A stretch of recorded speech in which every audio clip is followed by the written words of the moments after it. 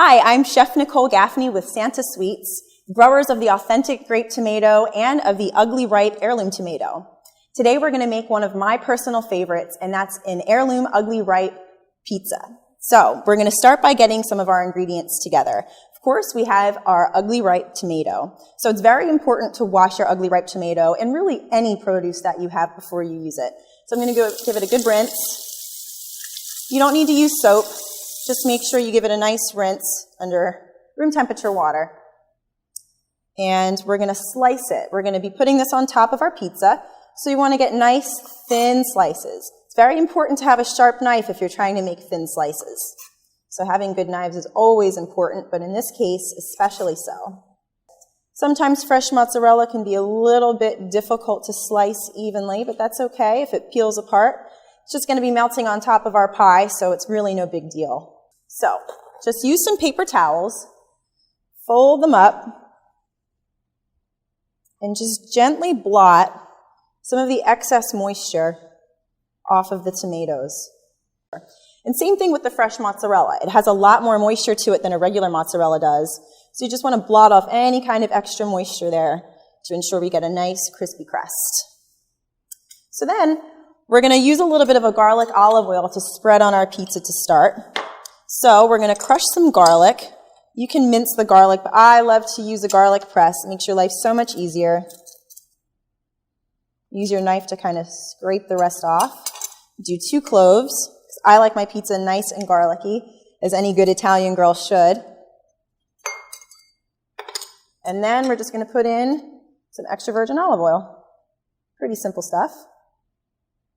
And season that with some kosher salt. While I'm at it, I'm going to go ahead and season my tomatoes with some kosher salt as well. As delicious as UglyRipe tomatoes are, unfortunately, they don't come seasoned. So a little bit of salt goes a long way. It helps to bring out all of the beautiful, sweet flavors that they have. So, great. We're just about ready to start making our pizza. So if you follow me over here, we're going to roll out our dough. So, you can do all of the fancy flipping and twisting if you want, but what I do is I have no shame. I use a rolling pin. Some Italians and pizza makers might look down on this, but for a home cook, I think it works perfectly. So you just start in the middle and sort of work your way out, and you want to make sure that your board is really well floured. You can never have too much flour when you do this. You do not want your pizza dough to stick. So keep moving your dough around until you have a nice thin crust. So at this point, it's pretty nice and thinned out. I'm going to take it and transfer to my pizza peel here. Now I want to make sure I get some flour on the peel to make sure when we go to slide it into the oven that it comes right off and it doesn't stick too much. So we'll transfer that right over. Make sure it fits. Good.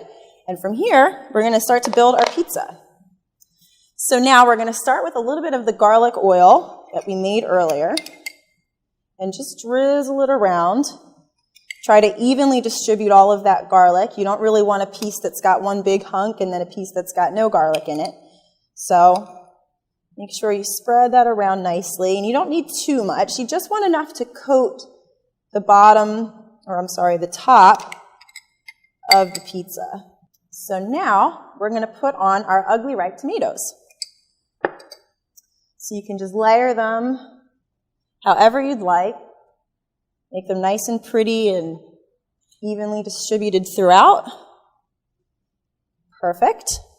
Then we're going to go with our mozzarella.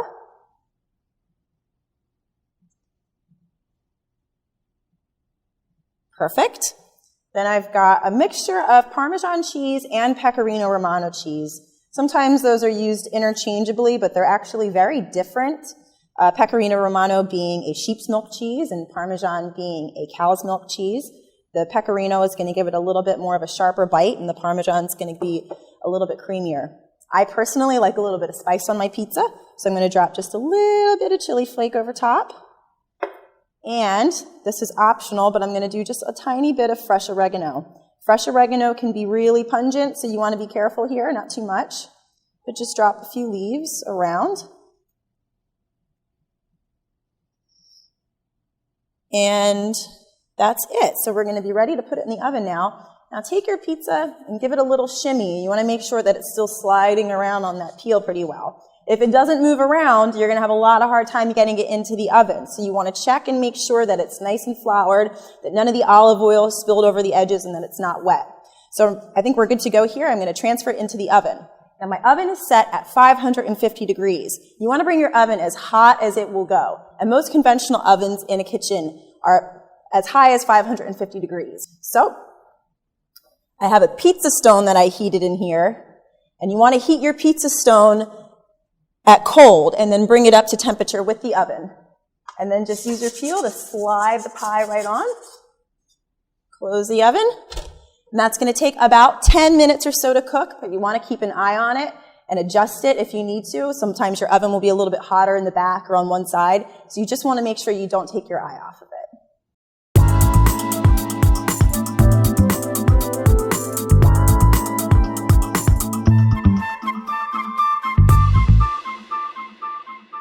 All right, our pizza is nice and brown and bubbly, and I'm going to take it out of the oven. So just take your pizza peel, slide it underneath pretty quickly, and pull your pizza out just like that. Ain't she a beaut? So we're going to finish it off with just a few things. We're going to take some fresh basil and just tear it over the top. Nice and rustic, nothing too fancy, no chiffonades here. Then we're going to take a little bit of, I have Maldon sea salt. You can use whatever nice sea salt that you have just to finish it off.